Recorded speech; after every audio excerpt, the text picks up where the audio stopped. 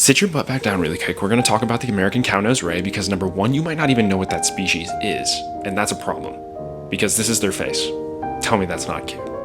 Number two, they need our help. So the American cownose ray, Rhinoptera bonacis, is a species of pelagic ray, meaning it's the flappy up in the water column kind, not the flat sea pancake that kind of ripples along the bottom kind. We would call that a benthic stingray. So these are pelagic stingrays that can be found all along the Atlantic coast of the Americas. They are a durophagus species, duro meaning hard, and phagus meaning eater. So durophagus meaning they eat hard-shelled organisms like clams and oysters and scallops and things like that.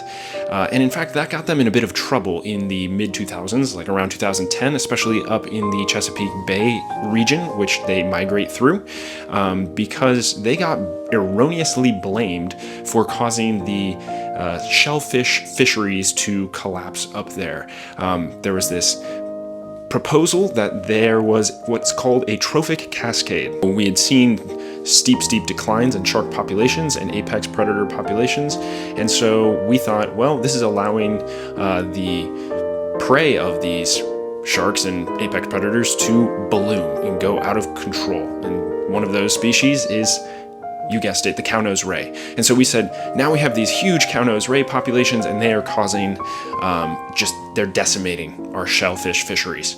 And well, this was debunked by Dean Grubbs. Went to show that the timing of this proposed trophic cascade was horribly off, and that we were actually having overfished shellfish fisheries that were collapsing the stocks long before we really saw any sort of meaningful change in the cownose ray population, excuse me. The other thing you need to know about them is that they are currently listed as vulnerable by the IUCN. And really, this is because they are one of the lowest reproductive output species among sharks and rays.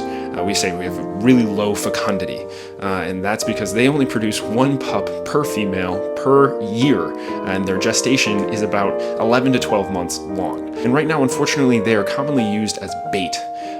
But there's proposed changes to regulations here in the state of Florida. So I recommend that you look into that and go out and support those changes because they really have no business being used as a bait fish with as low of a fecundity as they have. They just are already overfished and can't sustain that kind of fishing pressure.